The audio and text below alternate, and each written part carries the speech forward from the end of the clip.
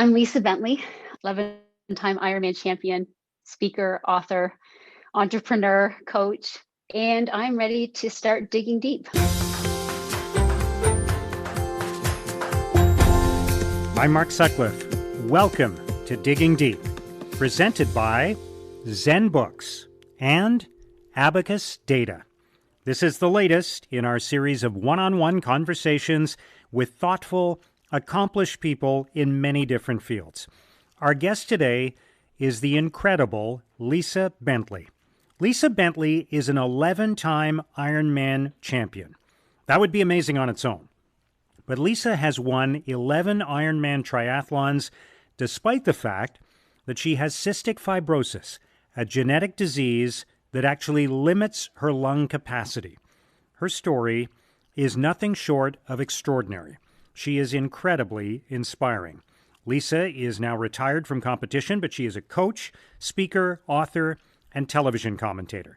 She has an incredibly infectious enthusiasm. She calls herself a super smiler. I think you're going to love her energy. In our conversation, Lisa and I talk about why she initially chose not to disclose that she had cystic fibrosis, how she came to see it as a blessing, a gift, what it means to be a champion, and it's not about winning. We talk about how adversity leads to success, about how to let love guide your decisions, and so much more. Now, one last thing before we get started. If you like what you hear, please subscribe to our podcast, post a review on Apple Podcasts or wherever you listen, and also share this with your network. And if you're looking for more information on this episode, please go to letsdigdeep.com. That's letsdigdeep.com. Now, let's start digging deep with Lisa Bentley. Lisa, it is such a pleasure to welcome you to Digging Deep. I'm very excited about talking with you today. I have so much admiration for what you've accomplished and the message that you have shared with so many people that I know has inspired a lot of people to do things that they thought were impossible. So thank you very much for joining us today. Thank you. It's nice to be here. You might not want to live with me, though, because then you'd hear this 24/7. Is it possible for there to be too much inspiration? I don't know about that. I think so. Okay. Maybe some people in your life would have a comment on that. That's right. We won't ask them. Okay. So let's get to know you a little bit through some of our opening questions. What is your fondest childhood memory? I loved going skating, and with my dad, I was not a great skater, but there's a public skating rink, and we'd go and skate. And I think what I liked about it most was you'd get cold, and then we'd have a treat afterwards, which was usually like hot chocolate or French fries or something, which I would never eat right now. But at that time, that was a great, great celebration. Awesome. Yeah, it's the combination, right? It's not just the skating, of course. It's right. The two things. Yeah. Who was your hero when you were 10 years old? My hero was Sir Frederick Banting, who discovered insulin. And I think I've always been attracted to heroes that have broken through or been super intelligent and saved lives. And so even right now, my hero is my CF doctor at the CF clinic at St. Mike's, Dr. Tutlis. Yeah. And I mean, isn't that interesting that Frederick Banting was your hero before you realized that you were someone who was going to benefit from scientific and medical research yourself, right? No. It's almost a little bit of foreshadowing in your story, strangely. It's crazy. I always wanted to be a doctor. That was like that was what I wanted as a career. And ironically, I said, I can't be a doctor because then I couldn't be a good mother, since I would be essentially married to my career.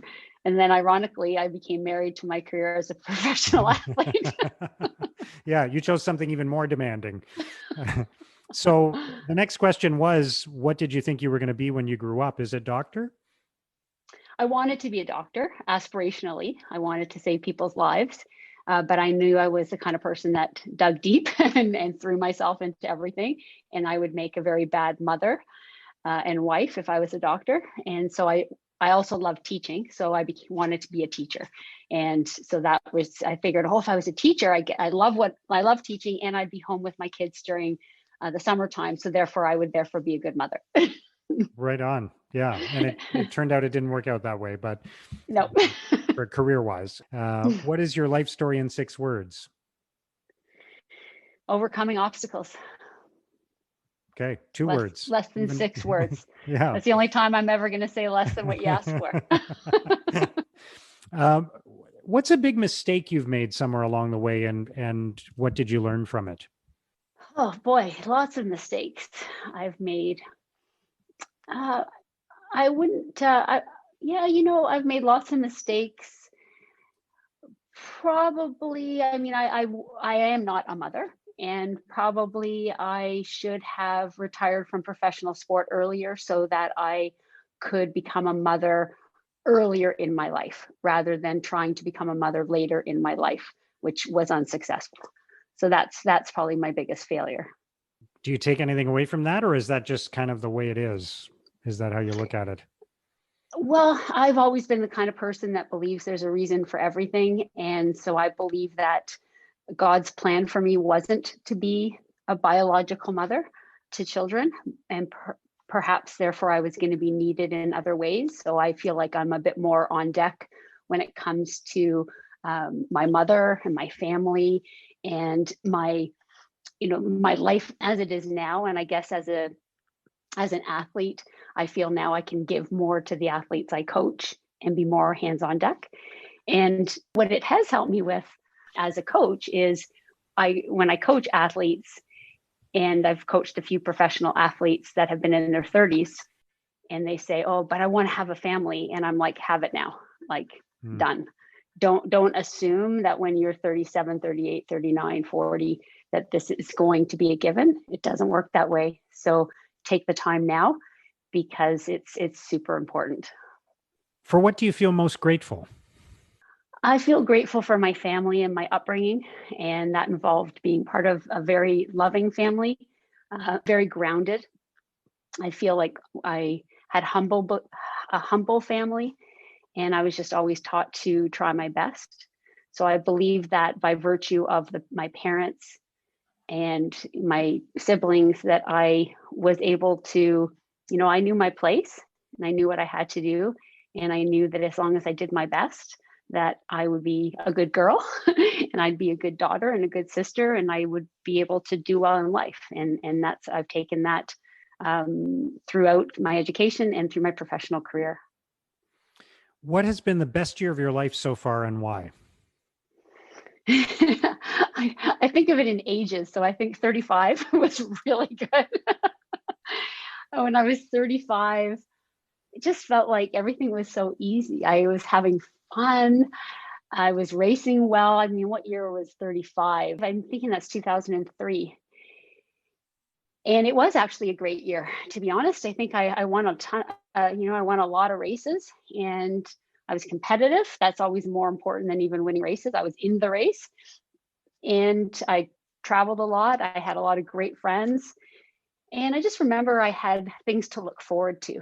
I remember even looking forward to the end of the season, because I would get to hang out with my friends more, which, I think that's sometimes, I mean, of course, we're in a pandemic year. There's not a lot to look forward to. Especially, I think we found that this year. There's not that holiday coming up or that celebration to look forward to, although I'm very much looking forward to getting the vaccine. But it felt like when I was 35, there was a lot to look forward to. I had met my now husband, then boyfriend, and you know what? We're just all having fun. Yeah, it's funny you say that, because if you framed the question differently and asked me what's the age I would go back to, and I think we're about the same age, I would say 35, because it's a nice spot in your life where you don't feel old. You don't feel like time is finite as you do in your 50s. and you don't, you still have lots to look forward to, but you've also got some experience, and you're not the idiot you were when you were 21, so Exactly. yeah. So it's Exactly. in there is kind of like a real sweet spot, I think. Yeah, Um, that's beautiful age. what's been the toughest year of your life so far? Oh, wow. I mean, ironically, 2003 was a tough year as well. Um, my, that was actually probably one of the toughest years, but it became one of the best years. I had the breakdown of my marriage, which was absolutely devastating. And, but as I said, my sort of magic words are adversity leads to success, or overcoming adversity. And in learning how to deal with that, I really leapt forward in my life, and I really learned a lot about myself, and I had to rescue myself and protect myself and learn and open myself up to a new beginning, a fresh start, which was really scary. And but when I did that, it became my greatest year, because I solidified friendships that maybe were put on the back burner because I was married, and I put things on hold because that's what you did when when you're had a husband and you had a career, and now all of a sudden it was like, whoa, now these friendships that's all I've got. And it was pretty neat. And of course, family, you focus on, that's who loves you. Like my message, if we're going to start delivering messages, is, and I know not everybody's family life is the same, but when the tears start flowing, mom, dad, and family is there. And in that year of such difficulty, I never felt closer to my family or my friends, even though I was in incredible despair. So horrific year, would not want to relive it, but it had an amazing ending. And I was 35, and I found incredible friendships and relationships, and really a new beginning, which was wonderful. What a great outlook for you to have, to see it that way, to see that what emerged from that adversity. What one person has had the greatest impact on your life? Probably my CF doctor, Dr. Tullis. She is a brilliant woman at the adult CF clinic at St. Mike's.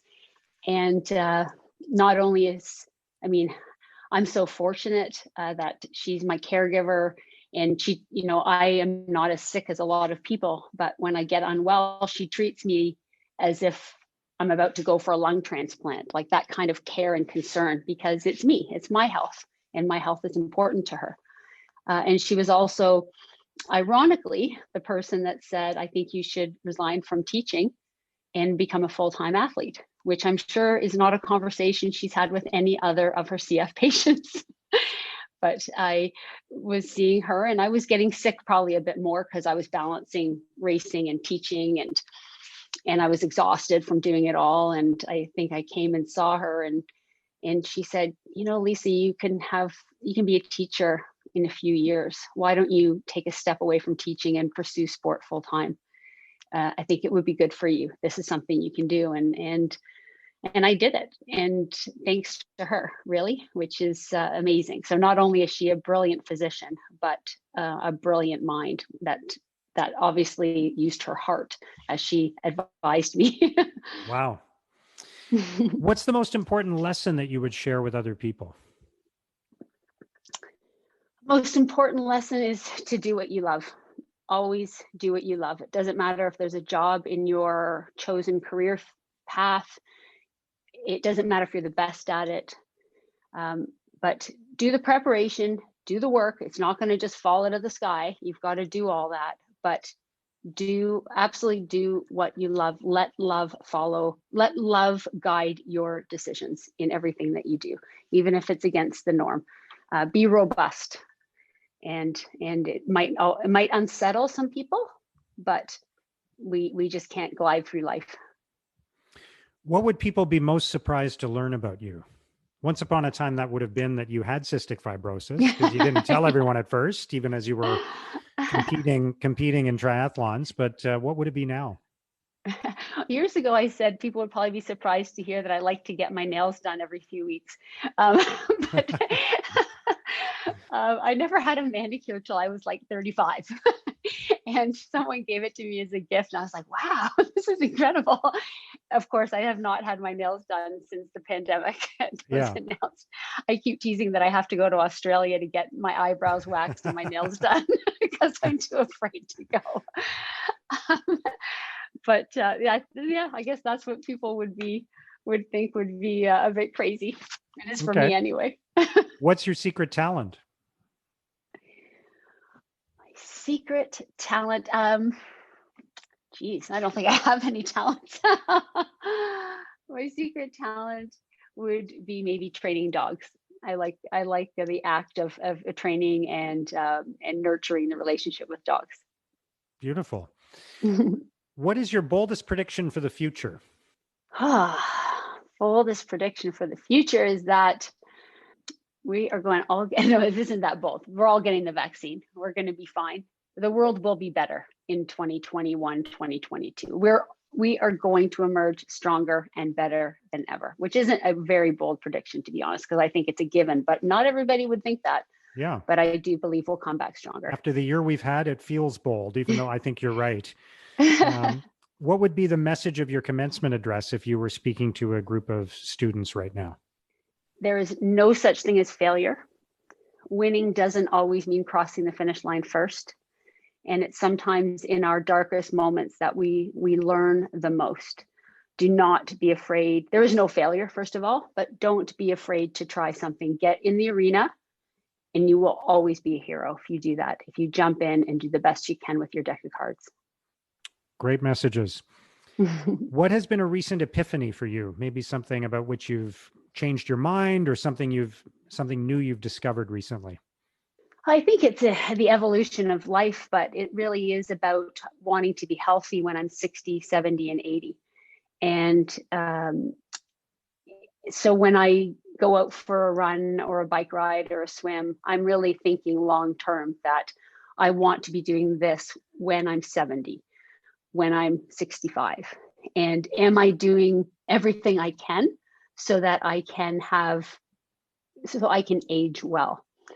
And I think that epiphany has helped me to focus a bit more on slowing down and on taking care of my strength and my posture and, really on quality of life. What book are you most likely to recommend to others? Not including your own, of course. Tools of Titans. Love that book by Tim Ferriss.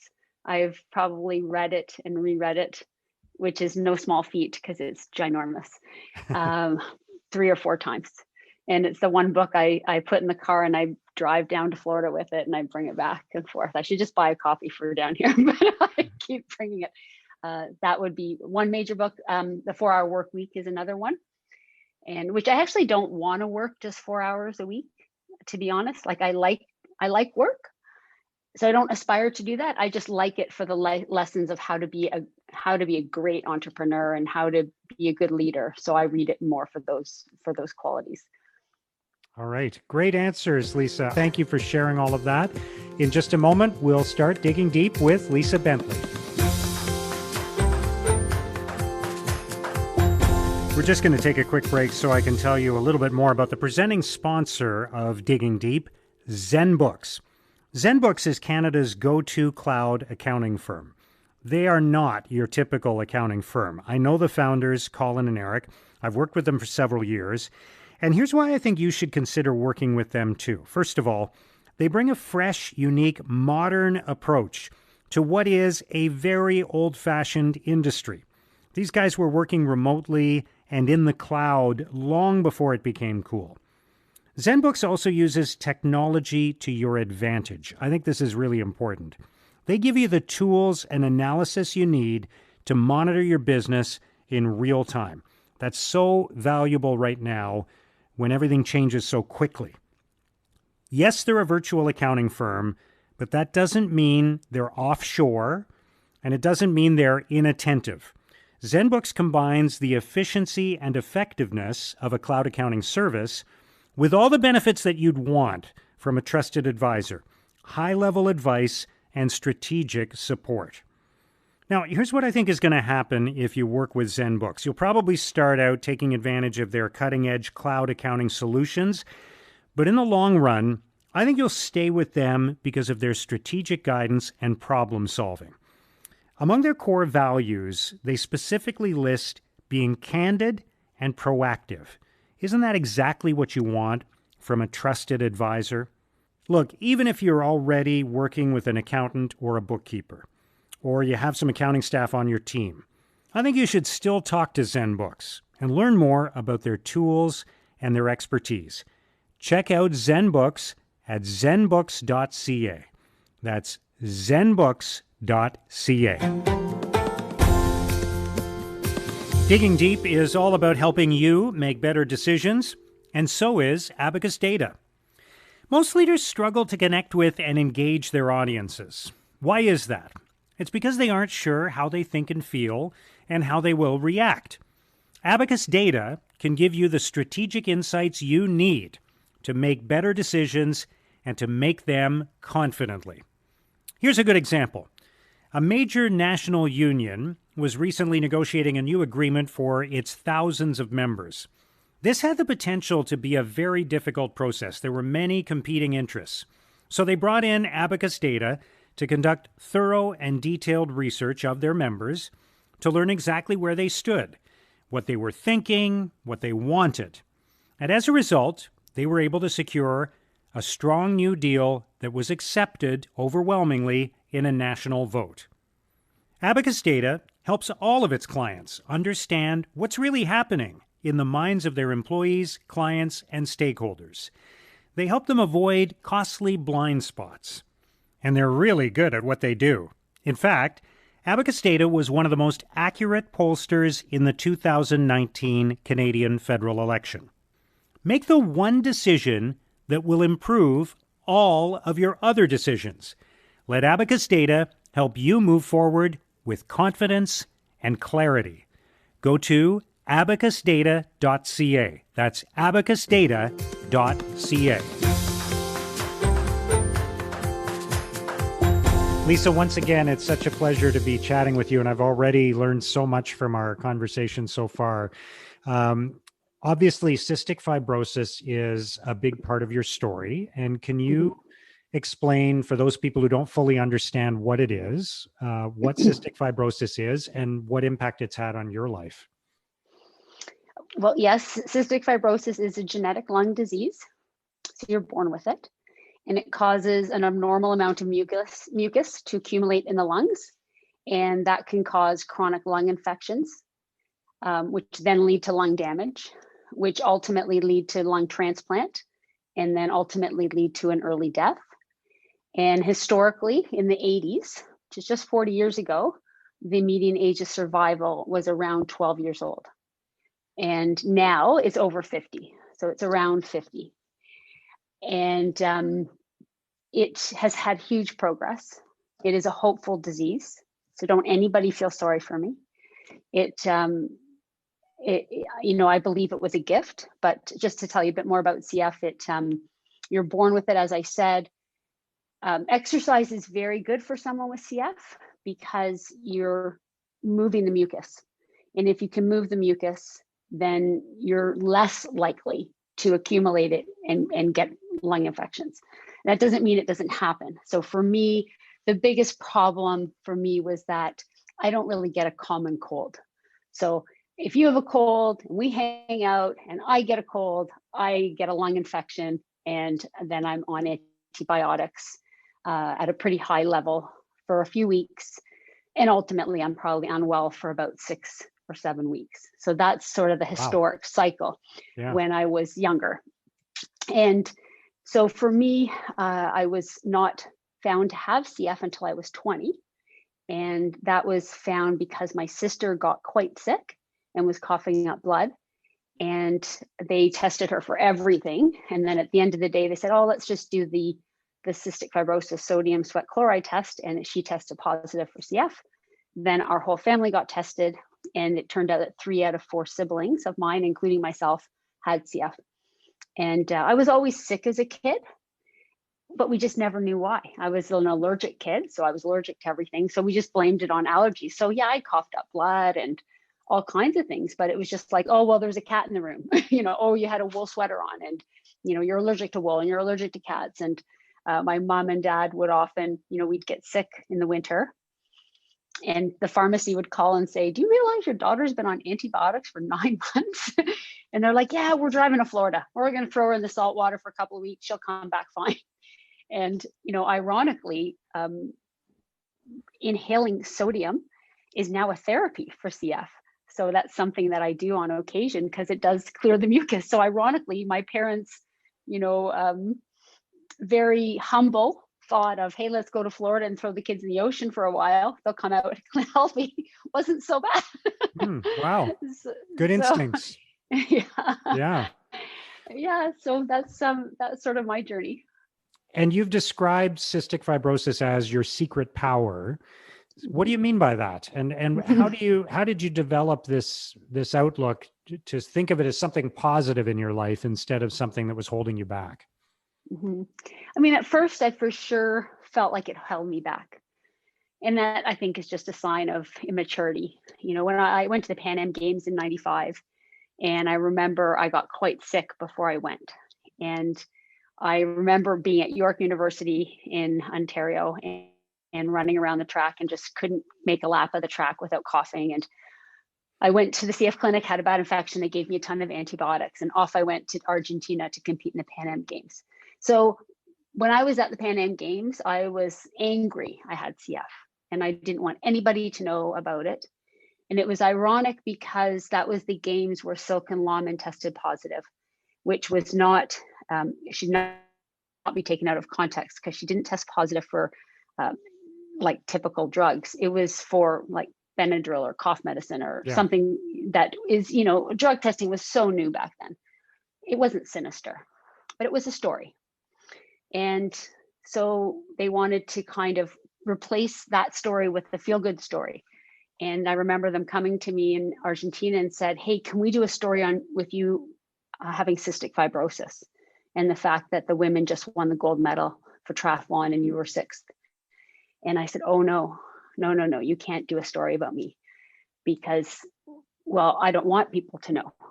And, aside from the fact that it's genetic, so you doing a story on me does a story on my brothers and sisters without them necessarily wanting the world to know. Anyways, we didn't do it, but that's how I felt about CF at that time. I did not embrace it. I did not want to be on your podcast because I had CF. I wanted to be on your podcast because I was a good athlete. So I didn't want anybody to feel sorry for me or any special provisions. So I kept it sort of to myself. And then, I kept doing triathlon and I wanted to win an Ironman, and I won an Ironman. I was happy and, kept on racing. And I thought, there has to be something more than just winning. Like, of course it's my job, but I don't get this. It's my job. Like, it's my job and I need to love it and I need to have a reason.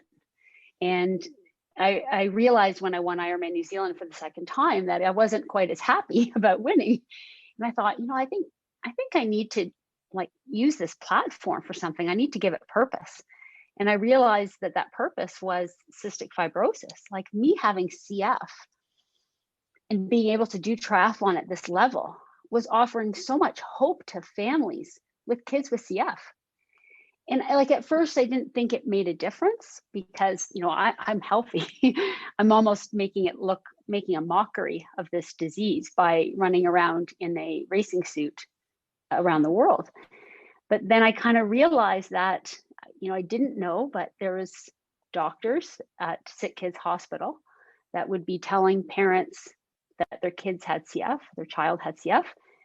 And then they'd say, but don't you worry, because there's this woman named Lisa, and she does triathlons and she has CF. And he really would tell them that story. And he told me this, and I just was crying, thinking, oh my gosh. And I realized how much purpose I had. So that's a long way of saying that, now when I was racing and over the length of an Ironman day, it's such a long time, and it's so up and down and up and down. And it didn't matter if I was 15 minutes back or I was 2 minutes back. I had a reason to keep going.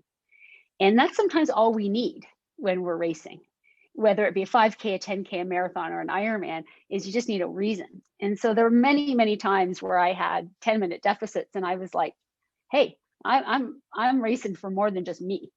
And those turned out to be wins. And I don't know if I would have found that strength and that mental power to dig in and run that well.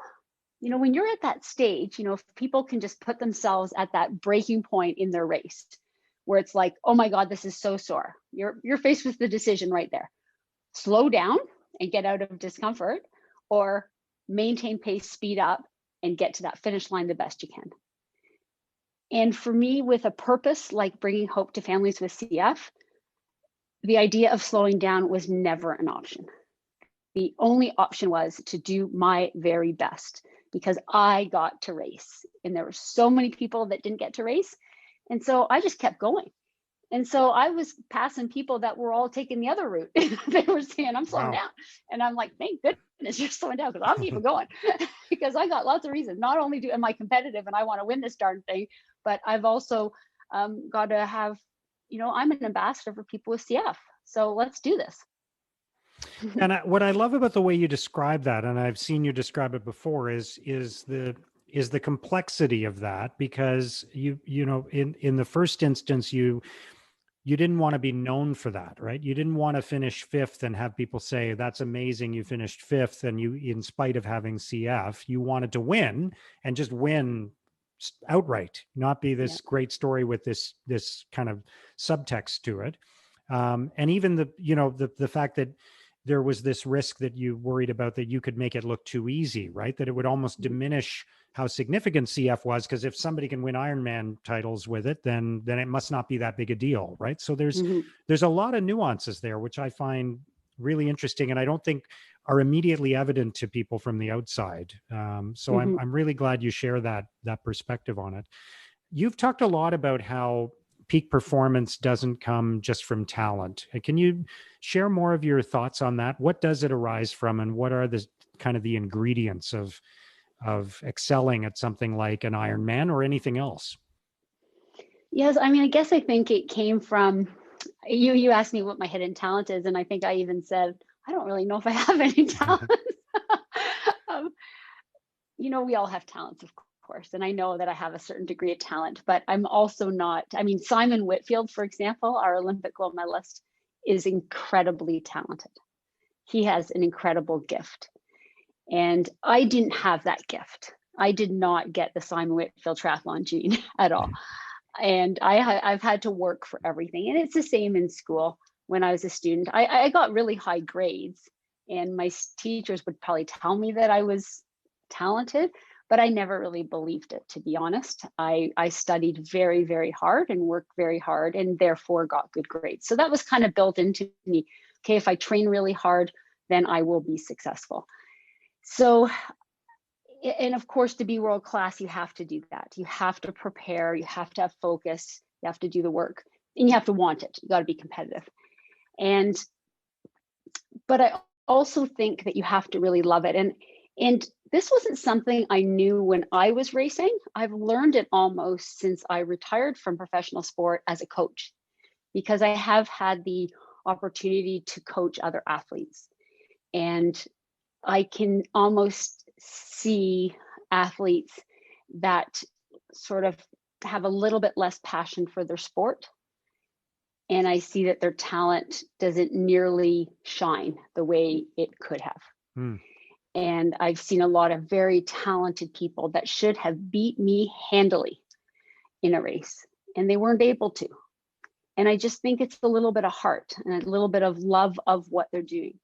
And so I have said that peak performance is a combination of being competitive and being compassionate, and really loving what you're doing, loving yourself. And that means all of yourself. So I had to learn to love my CF. I had to learn to love it. And when I loved it, I elevated it into purpose. And I had to love myself. and I had to love the people that I raced with and love what I did. So, one of my best races was 2006 in Hawaii. And my theme was love. I used to always come up with a theme for my race. It would kind of distract me from what I was actually doing. And so whenever I was, right now, for example, in the pandemic, my theme is stay healthy. So when I can't go Christmas shopping, or I can't go to dinner, or I can't see my mother, and I feel frustrated and angry, I say, Lisa, what's the theme? Stay healthy. So that's it. And all of a sudden it's like, okay, I'm okay with that. I don't care if I don't go to the restaurant. I don't care. I'm going to stay healthy.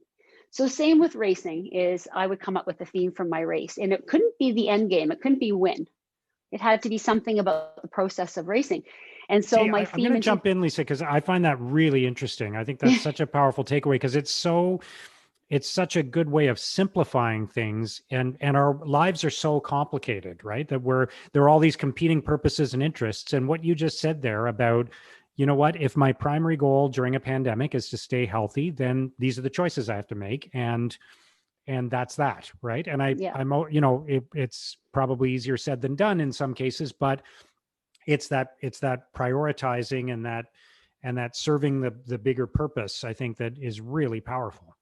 Yeah, exactly. And I've had to use it a lot. Yeah. As I'm sure you have. So in 2006, Hawaii Ironman, it was my first wedding anniversary on the actual day of the Hawaii Ironman. So I said my theme was going to be love. I'm going to love everything about the day. I'm going to love the wind. I'm going to love the heat. I'm going to love my competitors. I'm going to love the pain.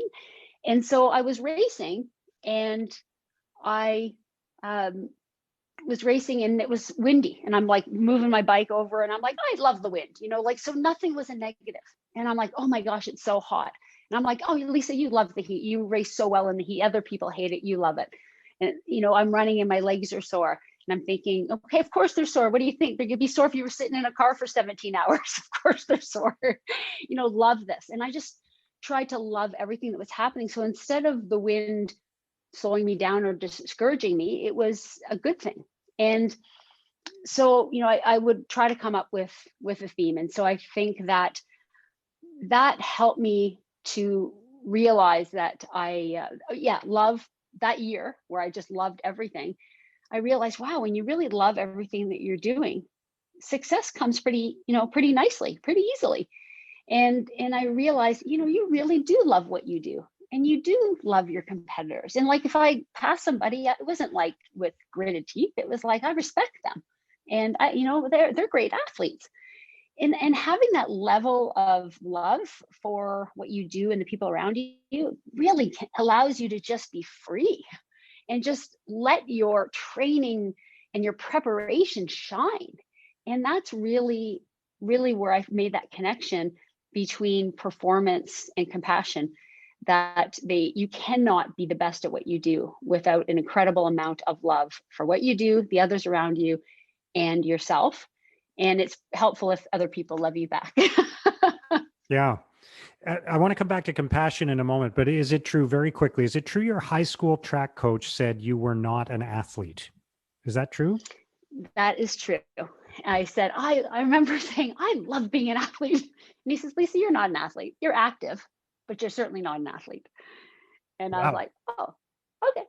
So did you ever get back in touch with him when you won an Ironman or anything like that? Did you send him a magazine article or? No. And he was a great teacher. But like, on another realm of that, my grade 13 math teacher was the track coach, and Miss Pillow, and I have not spoken to her either. And I said, oh, I have to get a scholarship to university. I cannot run track.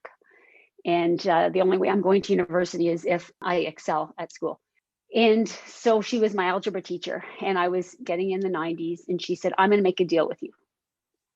I don't want you to study for the next test. I want you to come to track practice. And if you don't get your normal grade, I'll drop it. I'll drop the test and we'll move on. But I think you'll probably get the normal grade. And so I did what she said. I came out to track practice, etc. And I wrote the test and I did very well. And she said, Lisa, you can do both. You can be an athlete and you can do well in school. So I had both parts of it, and they were all equally good. I don't hold any any regrets of what I was told in grade 7 or 8. Wow. But I definitely feel good about my grade 13 algebra teacher. That's amazing. What a Yeah. teachers, what a role that so many of Mhm. them play in our lives at such an important stage, obviously. So tell me more about the use of the word compassion. That why did you choose that word to describe it? Because I've heard you talk about this before. Tell me more about the compassion part of the story of success. Yeah, I think, well, I was probably looking for a word that matched with competitive. So the two C's, compassion, kind of worked nicely, being competitive and being compassionate. But I think I just started to experience people that didn't love what they were doing. And, I just think it's really impossible to be good at something if you don't love what you're doing. You need to love it enough. And that doesn't necessarily mean that everything else goes by the wayside. Like I feel like I have had a pretty balanced life, even though I was a professional athlete. I trained really hard. I love what I did, but I had other interests too. And so I don't feel like I was like had the blinders on. Like I was still a good daughter. I still went to church. I coached a bit. I did speaking. I did television commentary. I was a wife. I had dogs, and I was a professional athlete. So I don't feel like I had this unbalanced life, but boy, oh boy, did I love what I did. And when I was doing it, I threw everything into it, but not at the expense of my relationships either. I wanted the people around me to be as involved as possible. So I was determined to make my sport part of my life. I remember, early on in sport, if I had a race on a Sunday or a big workout on a particular day, the day before in the early days, I mean, everything else, I have a workout tomorrow. I have to stay at home. I have to eat this. I have to be in bed this time, and I'm going to do my workout. And I remember as time went on, I said, you can't do that, Lisa. This is your life. This is your career. So the workout has to happen, and you have to do a very good job at it, but it has to fit in the context of your life. So if your husband wants to go to the movies on Saturday night and you happen to have a big workout on Sunday, you're going to the movies. And if you're going out for dinner and it might not necessarily be the perfect meal, well, you're going to come home and snack. But you need to go and do those things so that and then when you wake up in the morning, you're going to do a great job at training, but you have to have that balance. So I really wanted my career to fit in with my life. I absolutely loved what I did, and I guess it's just really in meeting some people that maybe don't quite love it as much. And I was lucky. My generation, I think, of athletes really, really love it. And I think you can see that with someone like Heather Fear, for example. That was my generation. And she's still very active, mountain biking, running, stand-up paddleboard. Lori Bowden has a couple of kids now, but she's still running. She's still involved in being active. Belinda Granger, same thing, very active still. And that's our generation because we just loved what we did and we never took it for granted.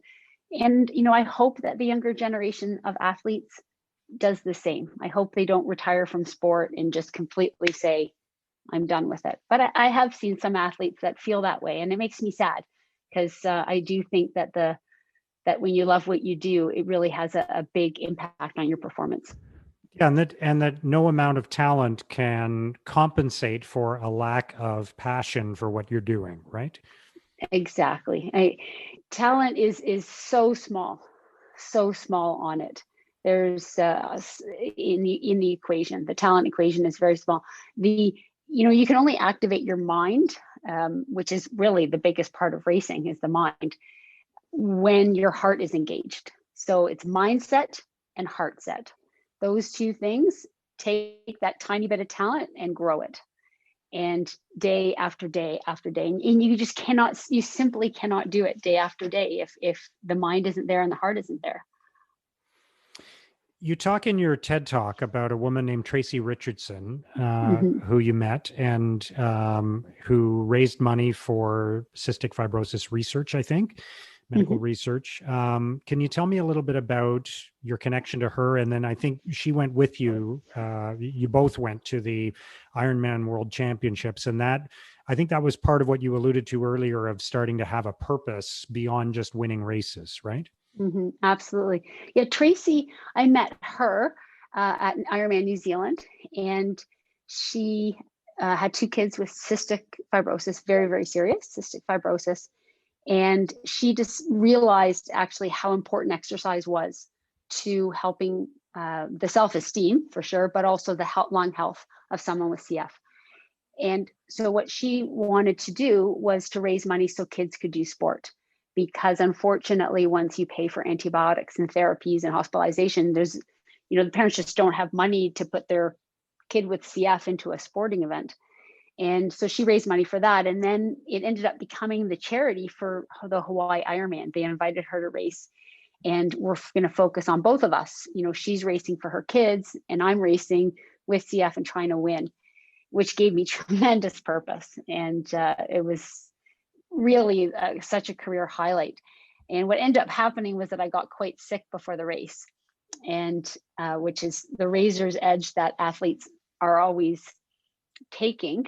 When you get really, really fit, you can often catch infections quite easily. So it was Monday before the Saturday race, and I got quite sick. And I was, feeling pretty sorry for myself. And I needed to read a chapter of my book. Of your own book. Yeah. Yeah. Mhm. It hadn't been written yet. Yeah. So, But you needed to um, talk to yourself the way you would have yeah, talked to others, right? Yeah. exactly. And I felt pretty sorry for myself. I was in the shape of my life. And now, I know the consequences of being sick. There was no way I could race with lungs that weren't working properly. And I got on antibiotics, which is its own problem. So of course I'm going to get healthy, but it's going to suppress everything, and I'm not going to be able to dig in, etc. I tried to get as healthy as I could, and we had a press conference before the race to talk about the Breath for CF campaign with Tracy. And it was in that moment where I thought to myself, Lisa, you're feeling so sorry for yourself, and you have a chest infection, which is going to go away with antibiotics. And Tracy's kids are so sick that, they're probably going to be candidates for a lung transplant one day. And how can you possibly feel sorry for yourself? You get to race, like you get to do the Hawaii Ironman World Championships. And I thought to myself, I really took myself at that moment and said, that is an incredible opportunity for any human being to get to race the best women in the world. And you have CF. What a blessing. And so I kind of made that deal with myself. And, that's the mental workings. That's not talent, that's mental. And I said, I'm going to be the best person on that start line with cystic fibrosis and a chest infection. And I made that my mission. So that became my theme. So when we talk about themes, and I talk about the theme of love, and I talk about the theme of being healthy, my theme that day was I have CF and I'm proud. And I have a chest infection and I'm proud. And I'm going to be the best person here with both. And it was almost like it was my warrior shield. And, I went in that race, and I felt unbelievable. I felt so strong. It was honestly as if a higher power had given me 9 hours off. I didn't cough. I felt fantastic. I was happy because every moment I was racing, I was so grateful that I got to do this when there was like a host of people that wished they could be me, and I got to do it. And that day I ended up coming in fourth place. And I don't think I realized at the time. I mean, I was grateful to come in fourth, but when I take a step back and I think to myself, you're fourth place in the world and you were sick. Like that would have been good if you weren't sick. And it wasn't because I was talented. It was because of my heart. It was because I loved what I was doing. Like I wanted to be there more than anything in the entire world. That's passion. That is loving what you're doing. And I loved myself enough to say, I'm going to be the best person at CF. And, I obviously have respect for my competitors. So that is, if you ask me, that is the best combination of being competitive and being compassionate. And there's not even 1 degree of talent in that. That was all mind and heart. And an example of what you said earlier of winning doesn't mean crossing the finish line first. So exactly. That was a win. That was like such a win. Yeah. So talk more about that, because you were in competitive sports, and I always talk about how, because I'm a runner, one of the things I love about running is everybody can accomplish their goals on the same day in the same race, because most of us are not trying to win the race. Now, there are some people who are trying to win the race, and you typically were somebody who was trying to win the race. So it's interesting to me that that's one of your lessons, is that winning doesn't necessarily mean crossing the finish line first. Exactly. Well, winning is about being the best you can be with your deck of cards. So for somebody who's overcoming cancer and they decide to run a 5K and they get to the finish line, that's a win. That's a complete win. Somebody who's, just had, maybe had a death in the family and they set a goal of they're going to do their first, marathon in that person's honor. That's a victory to do that. And some days it's, I've had some races where everything's gone wrong. Ironman Australia one year, going back as defending champion. And in the process of the race, before the race started, I got a thumbtack in my foot. I ripped my racing suit, wasn't even in the water yet. Then got into the swim, got elbowed in the face, got a black eye, goggles are off. And this is 5 minutes in. Got onto the bike, lost my nutrition, got to special needs, didn't get my nutrition. But it was interesting, back at the swim part where I got the black eye and lost my goggles, I did like a little refresh and I said, hey, my theme today is overcoming obstacles. Clearly, this is the race where you've got to overcome obstacles and really prove that you're a champion. I mean, what's a champion? A champion isn't somebody who wins. A champion is someone who does their best, who champions their circumstances. That's a champion. And we all can be champions this year of the pandemic. We just have to finish the year better than we started it. And then we've won. We've really won. So on that day in Ironman Australia, I said, hey, today's theme is overcoming obstacles and showing that I'm really deserve that title champion. And so when I ended up losing my nutrition on the bike, I was like, no problem. Just another obstacle, an opportunity for me to prove that I can do this, that I deserve, a title. And I continued that sequence through the whole race, and I ended up winning the race. And, again, at any juncture, I could have totally quit 100%. And it would have been okay. Everyone would have said, oh my gosh, I can't believe that happened and you're fine to quit. But that's not what it's about. It's about doing the best you can. And had I not won, it wouldn't have mattered, because I was just trying to do the best I could with my deck of cards. And, they're not all magical endings. There was a year in Hawaii, I didn't get to finish. I DNF'd. What's more failure than that? DNFing. But I won because I tried. I was unwell the week of the race. It ended up I had a ruptured appendix. So I had emergency appendix surgery the next day, but I got to mile 10 of the marathon and I had to stop racing. And I still see that as a victory, because I did the best that I could. It might have been stupid, but it was still a victory, because, I love that Theodore Roosevelt quote about getting in the arena. You strive valiantly, and we do the best that we can. The important thing is learning, and we learn. And that's where the victory is. Yeah, I had my appendix out about 2 days after a half marathon myself. So I don't think I was feeling it as much as you were, but the next day I did. So God. Yeah, similar dynamics there. I read somebody describing you as having really good business sense, and you brought up 2 business books by Tim Ferriss when I asked you what books you recommend to others, Tools of Titans and The 4-Hour Workweek. So Tell me about your kind of entrepreneurial spirit and business sense.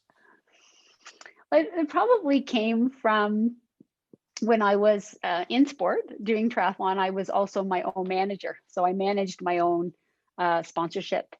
And so it became very interesting for me to work on those relationships and to really learn, because, I'm the athlete and I'm dealing with business owners, CEOs, managers, and I'm just an athlete. But they taught me indirectly how to deal with management, and I had to sell myself. I was the product. My performance was the product. My personality was the product, and I sort of had to learn how to deal in that space. And then when I stopped racing, I actually continued to do management. I did it for some triathlons in Ontario. I did it for Ironman. I did it for some professional athletes. And I just always found it super interesting.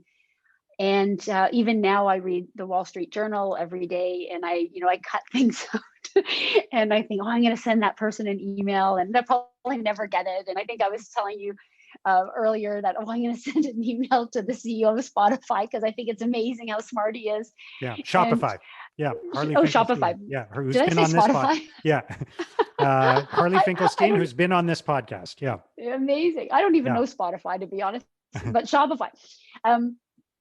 I'm always intrigued by high achievers, and I find it interesting.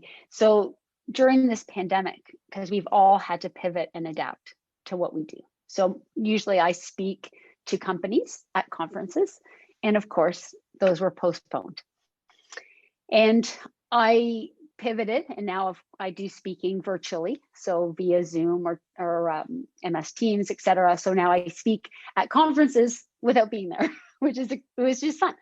But throughout the whole early days of the pandemic, I was always trying to find, what's going to be what's that pivot point? What am I going to do differently? How can I change things? How do I become a better coach when my athletes need me more than ever? How can I see my athletes without seeing my athletes? How can I keep them motivated without races? So I just saw it as so many opportunities to reinvent. And so I find that exciting. And that's sort of the business sense. But I was then doing it for other people too. So I'd be calling, my brother-in-law who's a painter, and I said, okay, I think you should start doing videos of how to paint your own house, because you can't go to paint people's houses. So you could do little videos showing people how to paint, and then they're going to see you and then hire you. And so I was doing this constantly, creating work for other people. So I started to take my entrepreneurial and create other entrepreneurs. But anyway, I'm always intrigued by business of just things that are new. I don't know. I think it's interesting. I think it's amazing when some people, I've never done it, but people come up with an idea and they go with it. And it comes from such a small thing. Everybody was small once upon a time. It's easy for people to say, oh, Lisa, you won 11 Ironmans. And I have to remind them, well, back in the early 90s, I hadn't won anything. Yeah. And just sort of like Jerry Seinfeld is an incredible comedian today. But when he was 20, he was, playing to rooms with 8 people. Like, we all start somewhere, and some people. Steve Jobs was in his garage, right? With Steve Wozniak putting together little circuit boards and making, kind of makeshift computers at one time. Yeah. I find it fascinating. Yeah, I love it. I find it fascinating. So I love learning about what those magic people do all the time. Yeah. Now, speaking of the Tim Ferriss show, I was listening to it recently, and Jim Collins was one of the guests, the author of Good to Great, which is another great business book. And he was talking about how he has gone from being motivated by dark forces like competitiveness and what other people would think about him and that sort of thing, to motivation from light forces. And I feel like that's related to kind of your message about being driven, your competitiveness being driven from within, not looking at the other people in the race, right? Absolutely.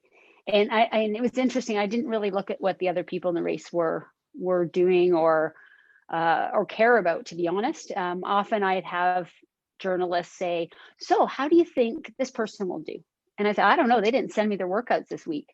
No, I don't know how it went, how they're going to do. I just know that I'm prepared. I prepared the best that I could. whether that be in Canada in -20, and there was many times that I trained through the winter in Canada and rode my trainer 5 hours, 6 hours. I went and raced, on another continent in March. So I've endured all the Canadian winter and gone and raced in the sunshine. But to be fair, I just would say I'm as prepared as I could be. I've done my work and I'm going to do the best that I can. But I cannot control what other people do. And so, but I can control myself. And that's how I always thought about it. But my husband would always say, do you know who's racing? And he would go through the racing list. And I'm like, I don't care. It doesn't matter to me because when the gun goes off, the resumes are in the rear view mirror. And it's all about, it's that day and the preparation you bring to that day. And then a whole bunch of heart and a whole bunch of mind. So yeah, I totally follow with the light forces. You said earlier you've started thinking more long-term about aging well and about protecting your body and those kinds of things. Can you talk more about what you're doing in that space and how that's been a change for you? Because obviously when you're training as an athlete, it's very much now and you're stretching your body to the limits and you're taking a pounding. So what's that transformation been like and how do you put that into practice? I was very fortunate when I was racing that I had very good team around me of sports doctors, chiropractor, physiotherapists, and in particular, my physiotherapist, Steve Hill, in Brampton, King's Cross Physio. He really continues to, and at the time cared about me. And he said, Lisa, I just want to make sure you're walking when you're 60. And I'd say, what's this exercise for? And he said, it's to make sure that you can get in and out of bed when you're 80, right? I'm like, okay. So, I mean, he said that to me probably 15 years ago, and I can remember it. I'm 52. I probably wouldn't have said that out loud a couple of years ago when I turned 50. I was not a happy camper in terms of turning 50. And yet what's the alternative? The coffin. So I'm quite happy to be 52. But I definitely started thinking, wow, like I'm at the other side now. This is not, this isn't the same as 35. Last year I was running. Running is my first love. And I did keep up my competitive running to some degree once I retired from sport, mainly because my CF doctor said, your lung function is probably going to go down now that you're not racing at a high level. And I'm like, no, it's not. And I sort of made a pact with myself that I would keep running a bit hard to make sure I kept my lungs activated. So I did do a couple of Bostons and I kept myself doing some running intervals. And then last year, 2019, I was my foot got quite sore, and I have flat feet, genetically flat feet. And so my feet have always been an issue, but my foot got quite sore. And I remember saying to my husband, I think this is bad. Like I'm usually I know my body pretty well. And as soon as something gets sore, I take the days off and I can usually turn it around pretty quickly. And I said, I've taken a couple of days off. It's worse. I've taken a week off. It's worse. I said, this isn't good. So I had an MRI and it found that I had a torn tibial posterior tendon, which is the tendon that holds your arch. Well, I have flat feet. So basically I've been smashing it for 33 marathons. My poor tendon, which is in my flat foot. I have other bad things in my feet as well. So I could have surgery, but the outcome isn't great. It's possible. Anyway, I got a lot of opinions and, what was the route to take? And it was in that moment where I said, I just want to be able to run with my dogs. If I can run with my dogs, I'm happy. I've had my fun. These feet don't owe me anything. And 2 out of the 3 surgeons said, if you just want to run with your dog, I don't think you need surgery. Let's just let the body do its thing. Let it heal. And so, I started back running a few months after that. And it was like, I'd be walking my dog and I'd jog for 30 seconds and walk for 5 minutes. It was very unstructured, winter coat on, whatever. And I'd be so happy. I probably ran a total of 2 minutes, but I was so happy. And, gradually I've progressed, and I hate to say out loud that I'm actually, running for over 30 minutes pain-free, but I am. And there was many times I wouldn't even start my watch because it was like, well, then it's a run. Like, I don't want to run, I'm not a runner anymore. Right? But, when I was in those dialogues with the surgeon and my physio, I said, if I just want to be able to walk, like when I'm 70. So if you tell me I need the surgery to walk when I'm 70, I'll have it. And they said, no, I don't think it'll change. I don't think it'll change things. And I'm like, okay, because that's the goal. So, it's funny. My husband says, I can't believe you're not pushing the envelope and running further or running faster. And I'm like, I am so happy I get to do my 30 or 40 minutes with my dog. Like, I don't care. I'm not pushing any envelope. So that's sort of when the longevity part came into my head. So that's where my running's at. I will only go with my dog, because then I feel like I have a purpose that I'm getting a walk in at the same time with my dog. I've added more strength training to my repertoire. So I got a rowing machine, and I look at the rowing machine as more of a strength workout than aerobic conditioning. Of course, it's both, but in particular, I use it as strength. And I feel like since I started rowing, my posture's good. I feel stronger than ever. I combine it as a circuit, actually. So I found this real mental block. I couldn't row 10K. Like, I would get to 9K and I'm like, oh, that's enough. I'd get off. And then there was this day, I did this challenge with my athletes where I suggested that they run a mile every hour it's meant to be 24 hours, but I didn't think that was a good idea in a pandemic. I said, let's do 6 hours where we run run a mile every hour. And then with the other 50 minutes, you're doing your to-do list. So sit down and make a to-do list, which could be like Windex the mirrors, right? It's the stuff that we don't do, right? It's put the stuff in the file folders. It's the check off the visa statement, the mundane things we don't do. So create a to-do list, 6 hours. I'm not going to run a mile every hour because I think that wouldn't be good for my foot. So I rowed on my rowing machine 2K. So I did it with them. So anyway, so I'm rowing my 2K and I'm like rowing better than ever. I'm like, and then I'd go upstairs and I would like clean out a cupboard. And then I'd go back downstairs and I'd row 2K. And I did this for 6 hours. I got so much accomplished, and I actually rowed 12K, which I had this mental block at 9K. And I'm like, it's fantastic. And so then from then on, I started to do broken circuits on my rowing machine where I row anywhere between 2 and 4K. I get off and I do kettlebell swings, deadlifts, renegade rows, burpees. And then I get back on and I row another 2 to 3K. And I keep doing that. And now I'm like rowing 16K. Wow. and that's a lot of rowing. I know, I love it. Wow. And so I feel like that's my strength component. And I still ride my bike, but I feel like that's for my aging. I'm doing that so that I age well. And then I do my, aerobic stuff for my heart and my lungs. So I still have to take care of my lungs for CF. So that's sort of what I'm doing. I'm trying to take in a bit more protein. Obviously, as a woman, the hormones are not in the 35-year-old range anymore. So we have to take in a bit more protein, a little bit less glucose. Fructose, we don't synthesize as well. There's the dogs. And so definitely taking care of nutrition a bit more, lots of antioxidants. So that's sort of where I'm at. Wow.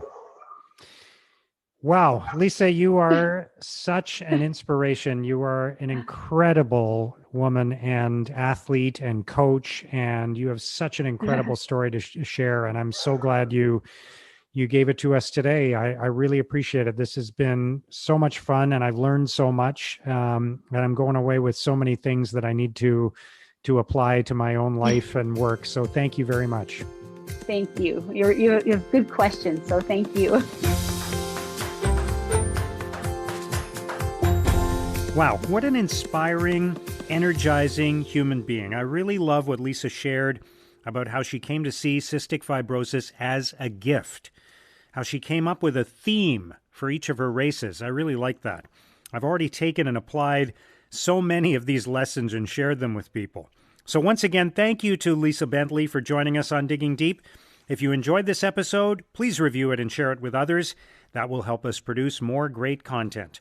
Now, if you want to keep digging deep into topics and lessons like this, if you want to see the show notes, if you want to subscribe to our weekly newsletter or read my blog, you can do all of that at letsdigdeep.com. That's letsdigdeep.com. Thanks for listening.